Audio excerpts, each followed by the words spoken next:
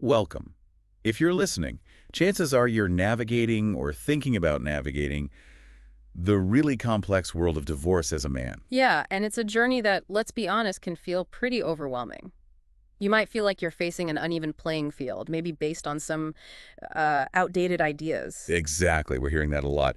And today, we're diving deep into information drawn from resources specifically focused on men and divorce. We'll be touching on everything, really, from getting prepared, which is huge, to financial stuff, co-parenting, Right. the whole picture. Right. Our mission here is to pull out the most important, maybe even surprising, and definitely the most empowering information for men in this situation. We want to offer some clarity, maybe dispel a few myths. Definitely need to dispel some myths. So where do we kick things off? Well, you mentioned preparation being huge, and the source material really hammers this home. Preparation is absolutely paramount. It really is. It sounds basic, maybe, but the groundwork you lay right at the start, it can make a massive difference down the road.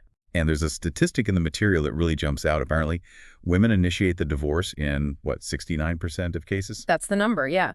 And it highlights something important. For a lot of men, it might feel like it comes out of the blue. Which means you could be starting on the back foot if you're not prepared. Precisely. You're immediately playing catch up. So the resource gets very practical, listing the essential paperwork you absolutely need to gather. Okay, like what specifically? Financial stuff. Oh, yeah. Tax returns, think 3, maybe 5 years back. Income documents, pay stubs, W-2s, 1099s, everything. Bank statements, credit card statements. Retirement and pension information, super important. Property deeds, car titles, insurance policies. And even making a list of valuable assets in the home. Wow, okay. It sounds like a serious amount of document gathering. Is there like a checklist people can use? There is. The resource mentions things like the Second Saturday Divorce Document Checklist. It's basically a comprehensive guide you can find to make sure you don't miss anything crucial. Got it. But it's not just about gathering paper, is it? What are the actual steps men should take? Good question. The resource outlines several key actions. Tracking your spending meticulously. This isn't just about budgeting. Right. It's about establishing that financial picture before things potentially split. Exactly. It's your baseline. Opening a separate bank account is often recommended. And if you have kids, this is critical. Document your time with them. Keep records. How so? Like a diary? Sort of. Notes, calendars, even photos showing your involvement. They also suggest photographing valuable items sounds a bit much, maybe, but it can prevent disputes later. Okay. And you mentioned something about a divorce journal. That sounds interesting. Yeah, it serves a couple of purposes. It's partly for processing emotions, which is healthy, but practically it helps you remember key dates, conversations, agreements, things that might be important legally. Makes sense. What else? Pulling your credit report, know where you stand financially. And finally, and this is huge, build a support team. Don't go it alone. That feels really key. The resource specifically warns against men trying to just tough it out by themselves, doesn't it? Absolutely. It's a common mistake. The isolation can be crushing, and it's often not strategic. Reach out to trusted friends, family. And lawyers. Definitely lawyers. Consult with family law attorneys. Many offer free initial consultations so you can understand your options without a huge upfront cost. The resource basically frames all this prep as your best divorce defense. Being informed, being ready, not just reacting. Exactly. It shifts the dynamic. Okay, so moving on from prep, let's talk father's rights. This is a big anxiety point for many men, that old idea that courts just automatically side with the mother. Right, and thankfully that's largely a myth these days. Modern family courts, as the resource points out, are focused on one primary thing: the best interests of your children. And the research backs up dads being involved, right? Overwhelmingly. Research consistently shows kids do better when both parents are actively positively involved. Courts know this. So what specific rights are we talking about for fathers? Well, the right to fight for shared custody or even full custody if it's appropriate. Equal say in big decisions: education, health, religion. Okay. The right to regular, meaningful parenting time. Access to school and medical records, being involved in their activities. It's about being an equal parent. Knowing the rights is one thing, but how does a dad actually strengthen his position to make sure those rights are respected? Actions speak louder than words here.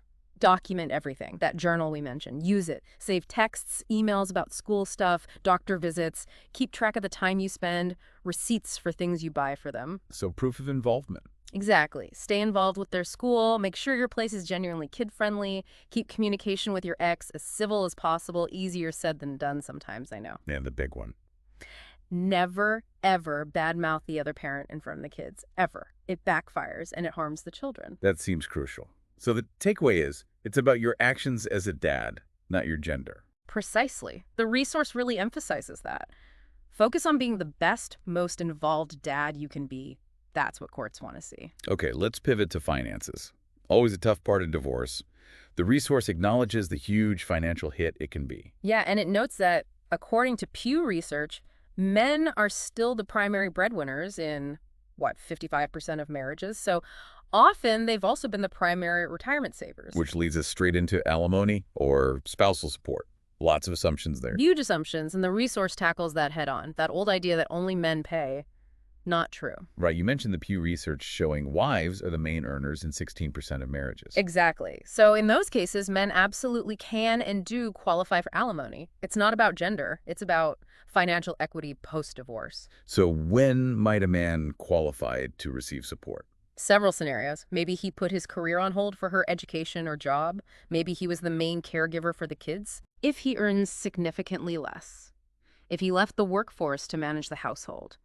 Or if decisions made during the marriage negatively impacted his future earning potential. Like taking a lower-paying job so she could pursue something bigger. That's a classic example. His sacrifice enabled her success, creating an imbalance the court might seek to address with support. The resource uses the Kevin Federline-Britney Spears case as an example, right? Right. A bit tabloidy, maybe, but it makes the point. It does make the point very clearly. It's about the financial disparity, not who wears the trousers, so to speak. Now, flipping it around, if you're the higher earner, what determines if you pay alimony? Right, what factors come into play then? Several key things. How long you were married. Longer marriages often mean longer or any support. Both your earning capacities now and potentially in the future. Standard of living during the marriage. Yep, that's a big one. Age and health of both parties. Contributions to the marriage, and that includes non-financial stuff like running the home, and how long the lower earning spouse might need to get job training or education. Seems complex. The resource advises approaching this rationally, though. Absolutely. Try to keep emotion out of the negotiation if you can. And strongly, strongly consider talking to a financial advisor who gets divorced. They can help with tax implications, structuring payments. It's invaluable advice. Okay, let's talk property division, another minefield. The resource warns about getting too emotional, especially about the house. Oh, the house. Yeah, that's probably the most emotionally charged asset. But letting emotions drive that decision can be a huge financial mistake. So, first step is understanding what's actually on the table for division. What's marital property? Exactly. Generally, it's anything acquired during the marriage by either of you. Doesn't matter whose name is on it. So, income earned, houses or cars bought, retirement contributions made during the marriage, investment gains, even business growth during that time. All typically marital property. And then there's separate or non-marital property. Stuff you owned before the wedding, inheritances or gifts given just to you, anything covered by a prenup saying it's separate. Got it. So back to the house fight. What questions should someone ask themselves before digging their heels in? Some tough ones. Can you actually afford the mortgage, taxes, insurance, upkeep, all of it on your own post-divorce income? Right. Can you even refinance it in your name alone? Big question. And what other assets might you have to give up to keep it? Is it worth it? Could you be a house rich but cash poor? That's a great phrase. Sometimes starting fresh makes more financial sense. Often, yes. The resource suggests a practical approach. Get professional appraisals. Understand the separate versus marital distinction clearly. Think about taxes. Consider long-term value, maintenance costs, and liquidity. How easily can you access the cash tied up in it? Okay. What about retirement accounts? Pensions. Often a huge chunk of the marital pie. A huge chunk. And the resource stresses, don't undervalue these. Don't trade them away lightly. Remember, it's usually the portion built up during the marriage that's divisible. And you need a special document for that. Right. A Q something. A QDRO. Qualified domestic relations order. Absolutely essential for dividing retirement accounts like 401ks or pensions without triggering massive tax penalties. You need it done correctly. My pension's trickier. They can be. You need to look at present value versus future payouts, survivor benefits, buyout options, cost of living adjustments. It gets complicated. So again, professional advice seems key. Crucial. And the resource also encourages focusing on rebuilding retirement after the divorce, especially if you're over 50, looking to catch up contributions. Maybe talk to a financial advisor specializing in post-divorce planning. Good advice. Now, a quick detour for listeners who might be dealing with military divorce. The resource touches on this having unique aspects. It does. While more women serve now, men are still the majority. Location for filing is key. It could be where you're stationed, spouse's residence, your legal home state, and state laws on military benefits vary. And there's that SCRA thing. Right, the Service Members Civil Relief Act. It can protect active duty members, potentially pausing court proceedings. There's also the 1010 rule affecting direct pension payments to ex-spouses based on length of marriage and service overlap. BAH could change too. Basic allowance for housing, yes, that can be affected. The Command's Legal Assistance Office can offer guidance, but remember, they can't represent you in the divorce. And custody with deployments must be complex. Very. Having a detailed family care plan is vital. It requires extra planning. Okay, back to generally applicable topics. Child support, another area with myths.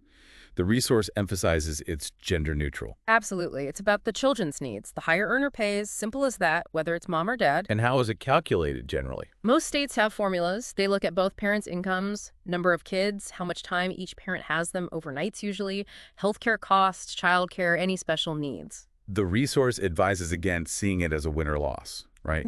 Definitely. It's not a prize or a punishment.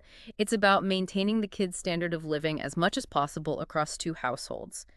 Keep good records if you pay, document it.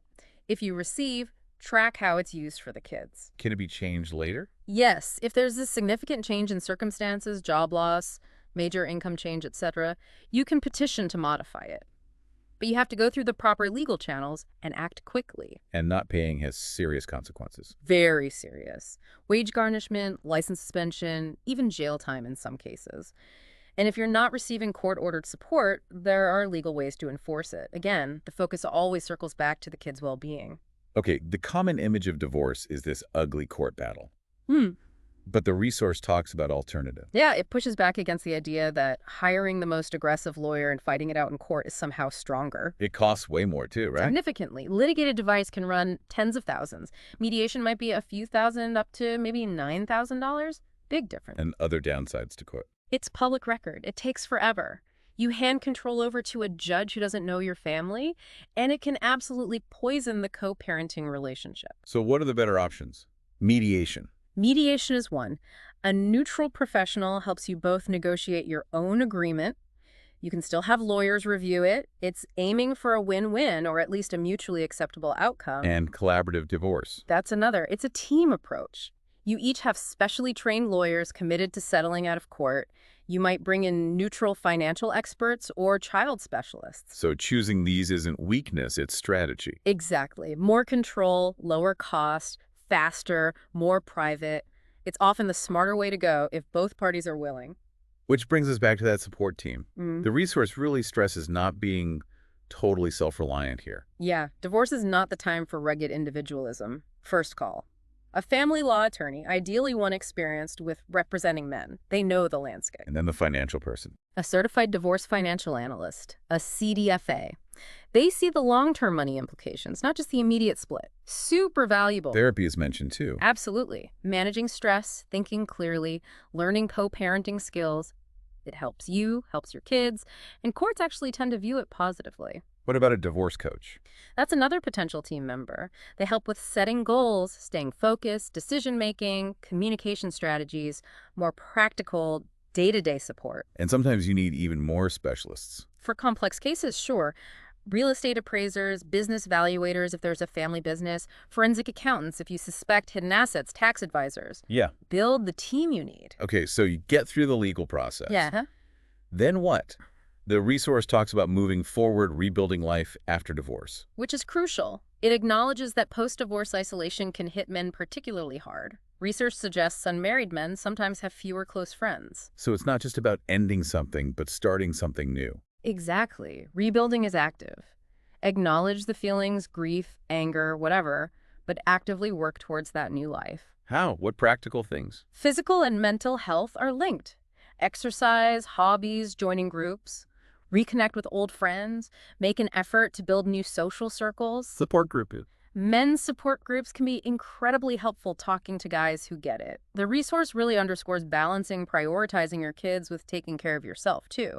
You can't pour from an empty cup. Makes sense.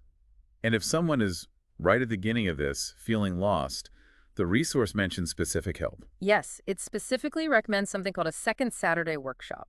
They're designed as a starting point overview of the process, rights, expectations, meeting local professionals. A good first step for many. So the overall message seems to be knowledge is power. Absolutely. Facing divorce with knowledge, with support, with a plan, that's the best approach. It's empowering. So wrapping this up, while divorce is tough, undeniably challenging for men, what we've dug into today shows that understanding the process, knowing your rights, preparing strategically, these things are critical. Yeah, and seeking that professional support, focusing on your long-term well-being, especially with kids involved, that's paramount. Which leaves us with a final thought for you listening. Yeah. Considering all these complexities, the legal, the financial, the emotional, what's one area, just one, where you now feel maybe a bit more empowered to take control in your own situation? Something to think about as you navigate whatever comes next.